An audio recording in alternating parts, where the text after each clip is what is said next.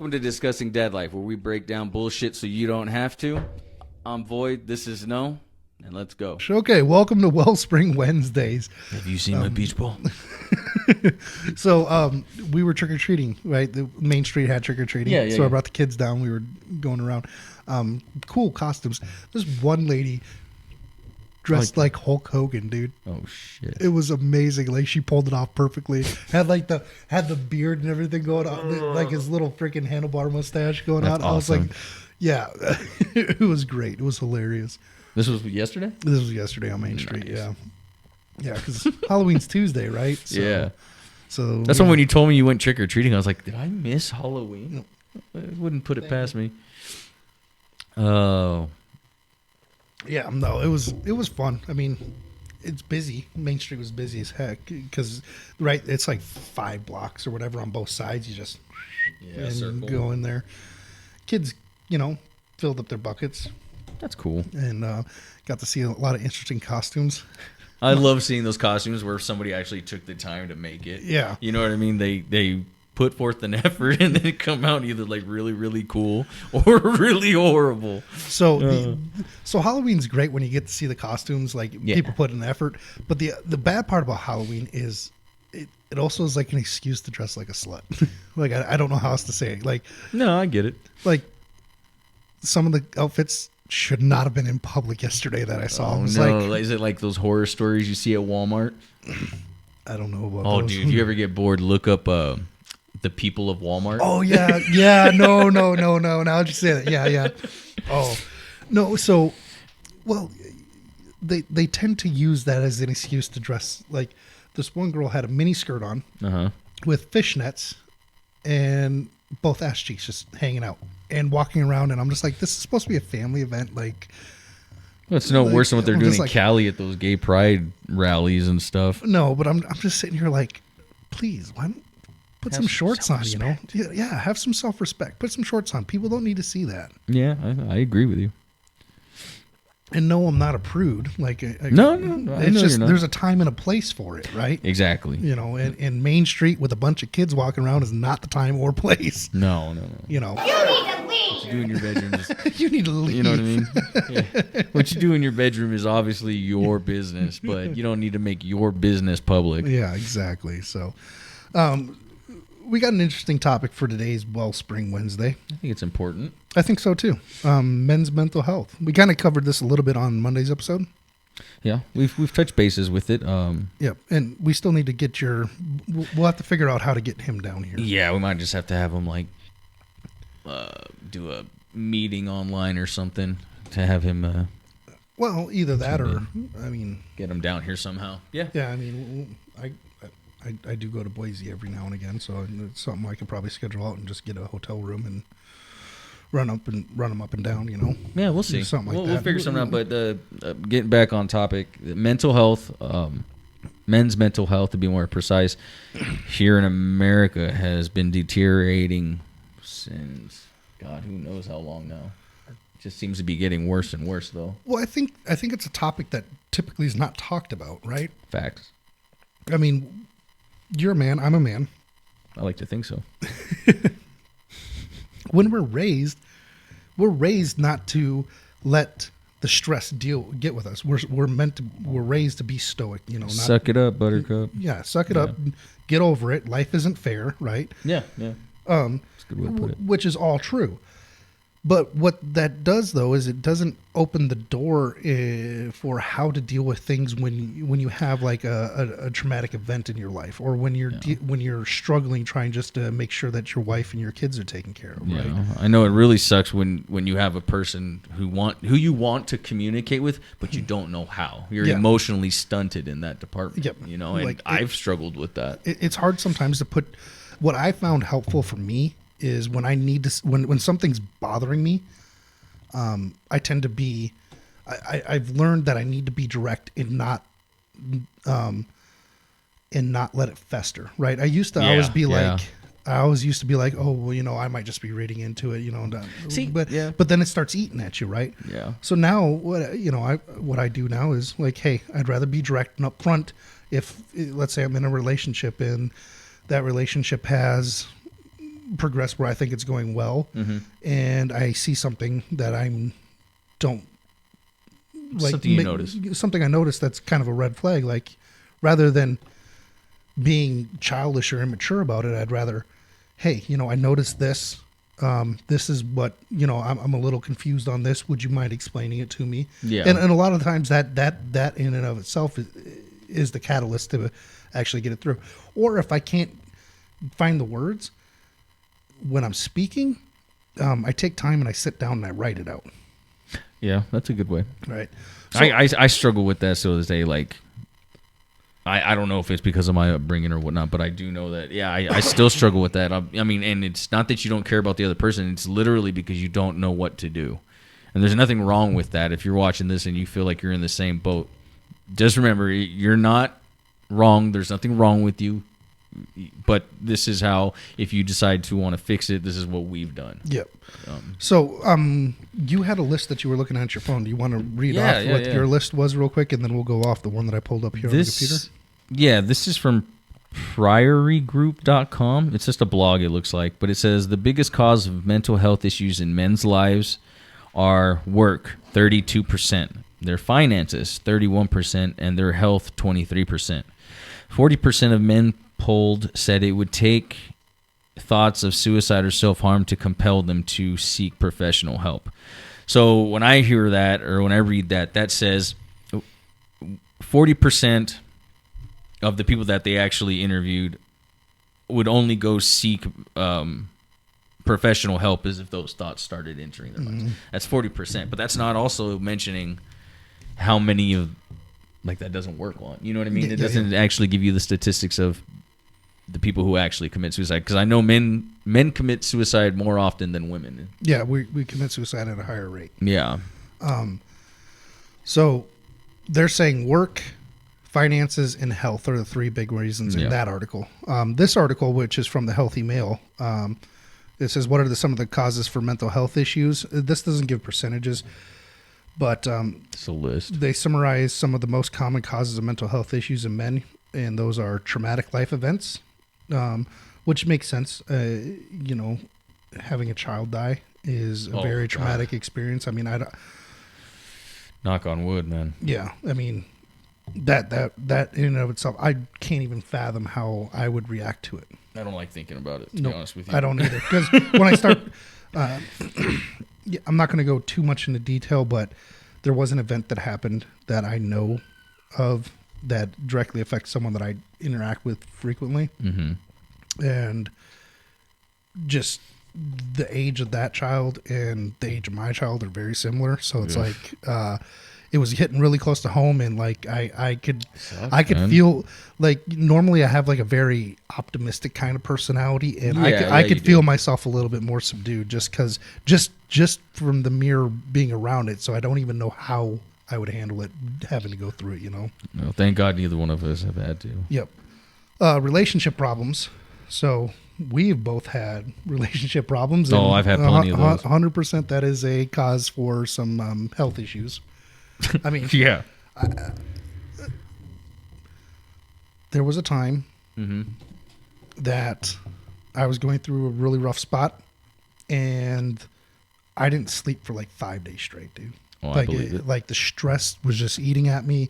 By the 5th day, I just felt like I was nuts. Oh, yeah. Just because, when things are, relationship problems tend to stem from something else.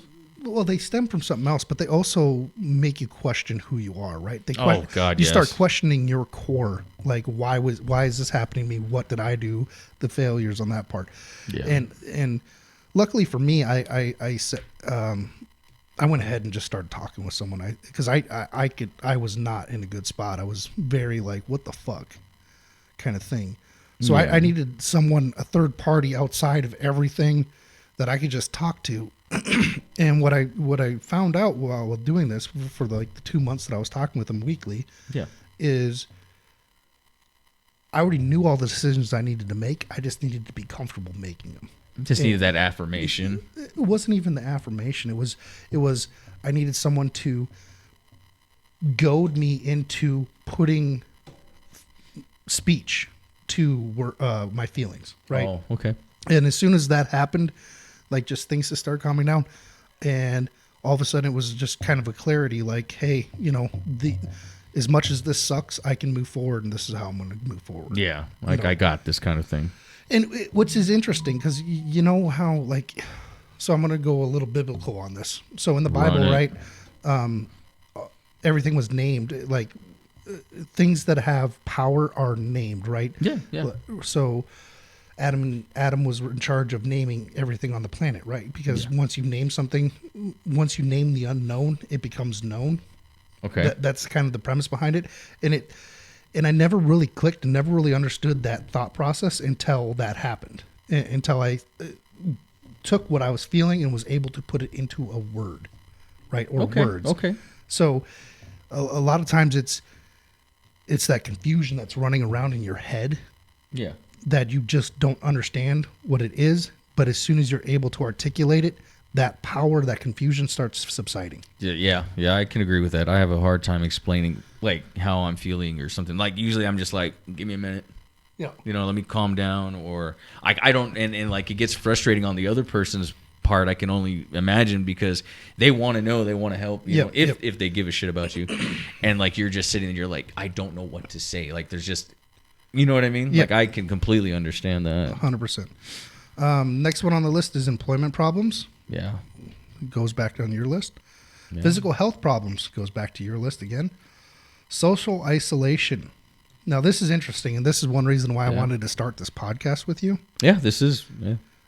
Is because, especially into this day and age that we live in, there's not a lot of groups. There's not a lot of men. Men typically form friendships at a younger age, and it's harder for men to form friendships later in life. Yeah, usually you just meet them at work or, So, social isolation, I completely understand that. And one way to get around that, I think, is doing something like this. The main reason I really wanted to do this was get a social interaction, not just between you and I, but between our people that subscribe and watch us, right? So significant changes in life. I think that kind of touches base with everything else. Drug and alcohol use. That's a really big one. Guilty. Genetics. Now, genetics is, I don't disagree with this one. Some people are more predisposed for or mental health issues based on their genetics. Where, if let's say your father is schizophrenic, you have a high likelihood of becoming schizophrenic yourself, right? So there are some genetic components in all this. Drug and alcohol use is a really good one too. A lot of people think that drug and alcohol use stems from mental health issues, though, right? That you're trying to self-medicate. I think it's that's touchy, though. I think they definitely coincide. It's a vicious cycle. One leads into one, and then it just starts all over again. I could see that. Yeah. But there is help. I know I'm going to sound like a broken record on this one. There is help out there for people who are struggling with mental health. There's free stuff you can find. Mm-hmm. You know what I mean? We don't have any of that right now, but I always feel bad about hearing somebody taking their own life or hurting themselves or something like that. So, you can message us. Maybe we'll try to help somehow, Yeah. We've talked about it. Suicide is predominantly male. Yeah. And usually, I think those items that we just read are a lot of the stemming causes or lead causes. Yeah. Because we're usually viewed as the sex that's supposed to be stoic, that's supposed to understand and know the answers. Enduring. Yeah. But a lot of us don't always have the answers. A lot of it's just figuring out the minutia as we're going through it. So where this article goes into next is actually signs and symptoms that something's not quite right, which I wanted to go through as well. Nice.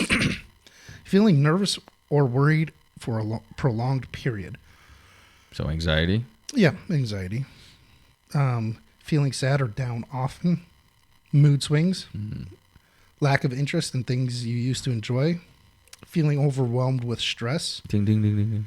major changes in eating habits, sleeping too much or sleeping too little. I think I called that one guilty out. of that one. Yeah. Changes in sex drive, withdrawal from loved ones, and thinking about suicide. So, Oh, that sound spot on. yeah, feeling nervous or worried, right? So, I don't know if you're like this or not, but like, so if I'm with someone, I don't feel nervous or worried per se, but I have cause for concern. Like if let's say that like they go on a trip by themselves, okay. right? I'm not worried something bad's going to happen. I'm not nervous that they're gone or away from me, but I am concerned like, hey, if something happens, I'm not there to give you a hand kind of thing, right? Yeah. So that the reason I'm highlighting that is because that's different, right? That's kind of a normal response to have as a man, I think, is to have that concern out there. But where I'm leading with this is I don't think it's good to worry about that person all the time, right? Like that's when I think that you're going to start running into showing some health issues. Okay. I don't know if you agree with that or not. You mean the obsessiveness? Yeah, don't be obsessively worried, right? Yeah, that might be a really tall tale sign that something's going on when you're excessively obsessing over a certain person, like worried about them. Yeah, you know what I mean. But there's a lot of mothers do that to their children. They do. But what I'm getting at, what I'm trying to do here is there's a distinction that I'm trying to make, right? Yeah. The distinction is as a man, if you care about a woman particularly, you are going to have these feelings, and that is not a problem. What becomes a problem, though, is when you let these feelings overwhelm you. That's the symptom. That's the sign that you're having an issue internally, right? And the reason I'm bringing that up is because caring about a woman's well-being in this day and age is considered to be creepy. It's considered to be clingy, and that there's a fine line there that men need to work on as well, right? Yeah, we need to start. I think most men need to set their boundaries and stick to their guns when it comes to that kind of stuff. You know what I mean? Yep. That'll alleviate a plethora of problems because a lot of women, a lot of people in general, man. Once you start setting up your boundaries with people in general, they know that they can't get one over on you or whatever. They'll move on to the next person. Yep. So that'd be my advice on that. Sorry, guys. My phone's been going off. I thought he's put it important. on silent. Let's see, what else do we got? Those are the same ones.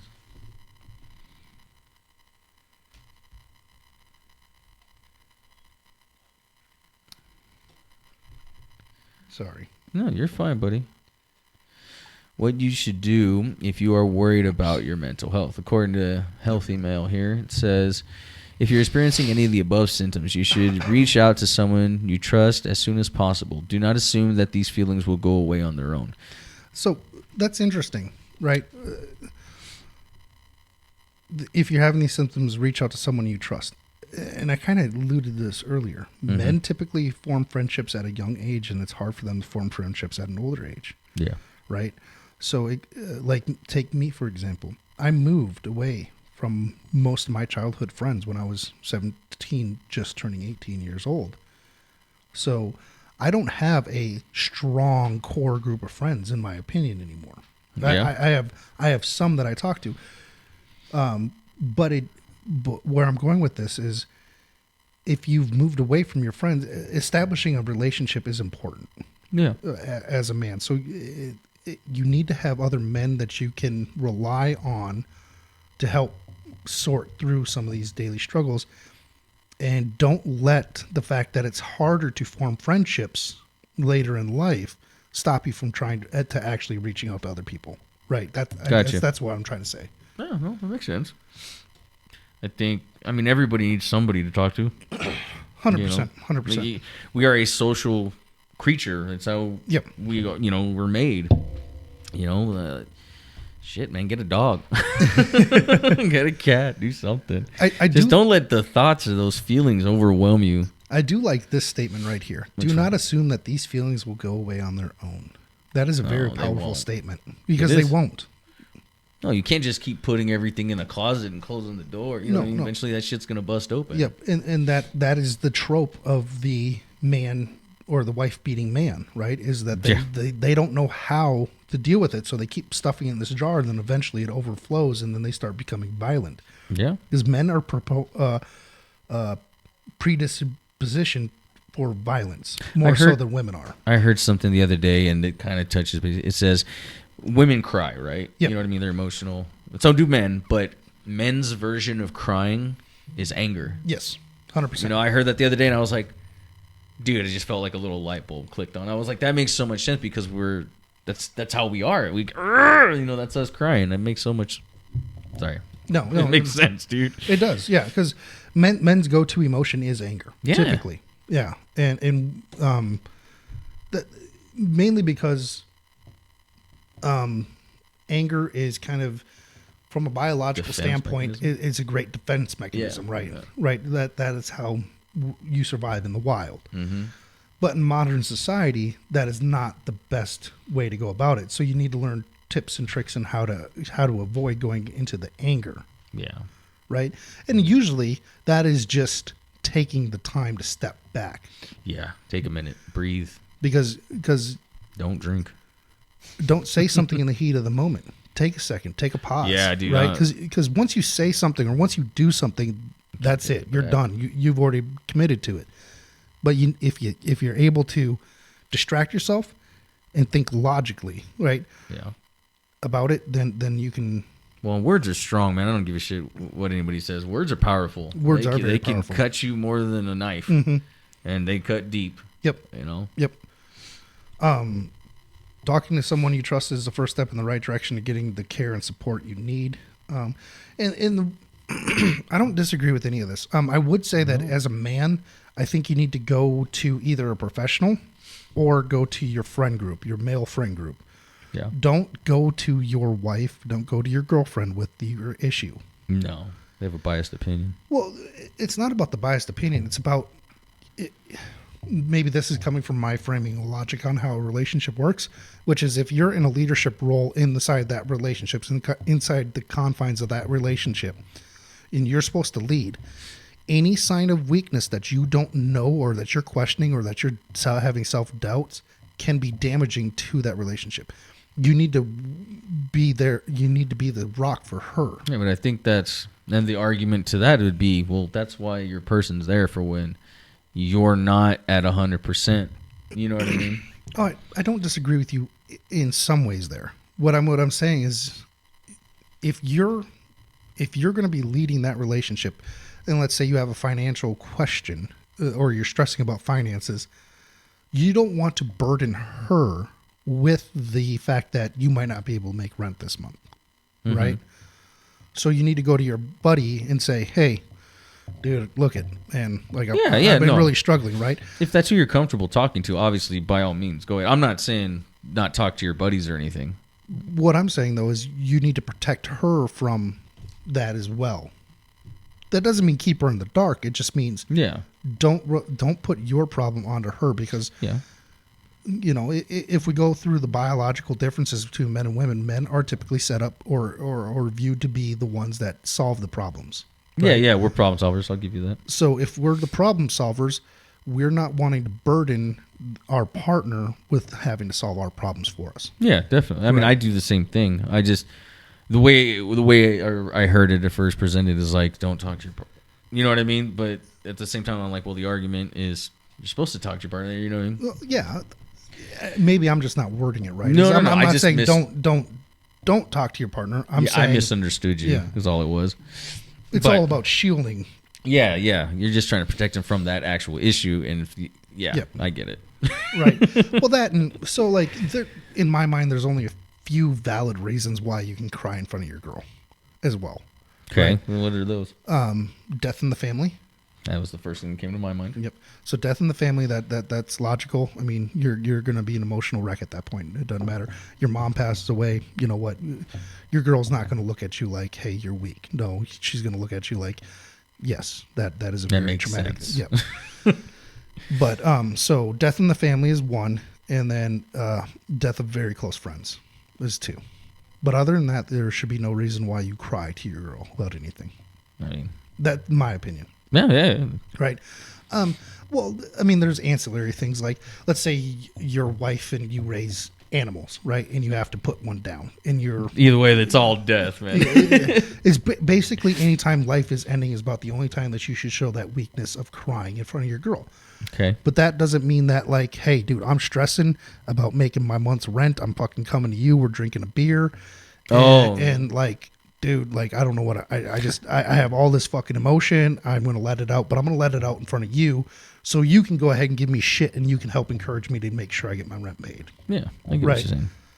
Yeah, it always sucks. I've had that happen before. Like, you trust somebody, whether it's a man or a woman or whatever, and like you're sitting there venting to them or whatever, and then like they turn around and they throw it in your face. Like that shit stings a little. You know what I mean? That sucks. And you don't ever fully trust that person ever again. Yep. And when it's somebody that you're in a relationship with, that's even worse. Yeah, dude, that's when that should be a red flag, a huge red flag. So, sorry. No, you're fine, man. We're just talking. I thought I put my freaking phone on silent, and I did. That was on the BOB setting. Yeah, that was the battery operated boyfriend right there. Yeah, I thought I turned the, but whatever. So why? I thought I ignored you. I made somebody chuckle over there. I saw that shit. He's all oh shit. But and the reason why I say you shouldn't. One is you're wanting to protect the relationship from outside influences, right? Absolutely. It's all about maintaining attraction in the relationship, right? Yeah. So women find it attractive when you're able to be the source of strength, not the source of weakness, right? But because that is a key element, I think, in forming attraction, that means you have to go make sure that you're being on the up and up with your friends and making sure that your mental health is stable. If you have friends. If you have friends. Yeah. And if you don't, you should make friends because it's very important. Mm-hmm. I figured you were going to push back a lot more on me on that one. No, I don't see why. No, man. I mean, I agree with you because I don't have a lot of friends. I am not somebody who just goes out drinking or like meeting new people all the time. Mm-hmm. And so literally the only person that I have, like I can call my mom or my stepdad. You know what I mean? I can call family. But, like, other than that, dude, it's just me and my girl. Yeah. You know what I mean? That's why the other day when we had the talk, it's like, or what was it about? It was the man and the woman thing. Who should lead the relationship? Yeah. It was like, well, who should lead? And I was like, well, shit, dude. To me, it makes sense as 100, you know what I mean? Yeah. Because that's all I have. You know what I mean? Like, besides coming here and hanging out with you, I don't do anything. It's just me and my girl and my kids. It's us against the world. So if I can't sit there and have a conversation that's really bothering me with her, then there's a problem. You know what I mean? Yeah. And so that's why last week when that happened, I kind of look at it like that. And then, I mean, the same thing with this week. I mean, I stand this. My point is still the same. My argument, I guess, is, well, that's all I have for the most part. So, like, if I can't talk to her, then there's a really, really big problem. Yeah. You know what I mean? I tell her everything for the most part. And I'm not.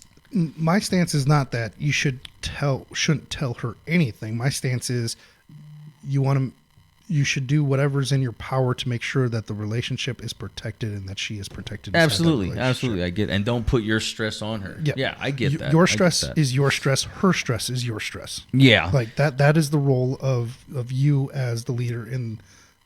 Right, the subordinate's not going to fix your problems for you, but you better fix your subordinate's problems.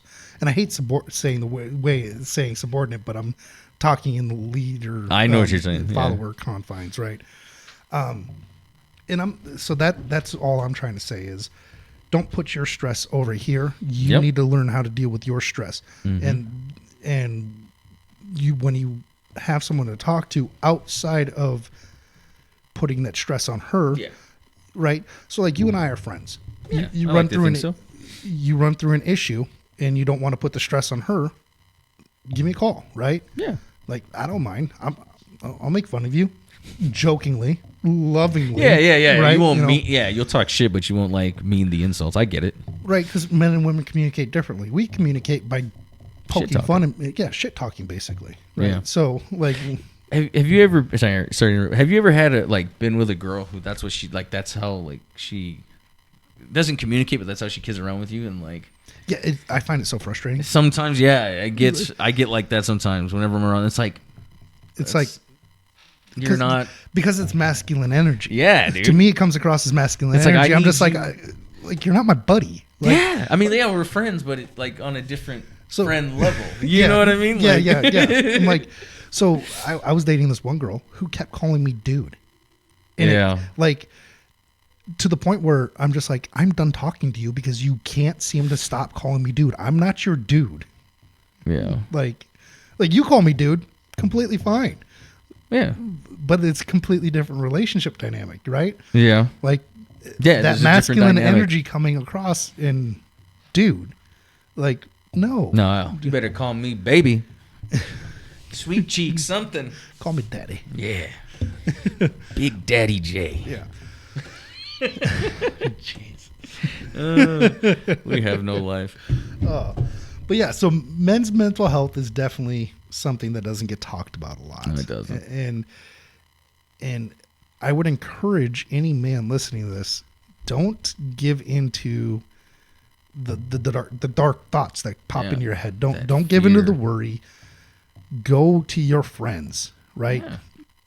Go to your dad. If your dad's involved in your life, go to your dad. I guarantee your dad has gone through something similar where he can give you advice. Yeah. Right?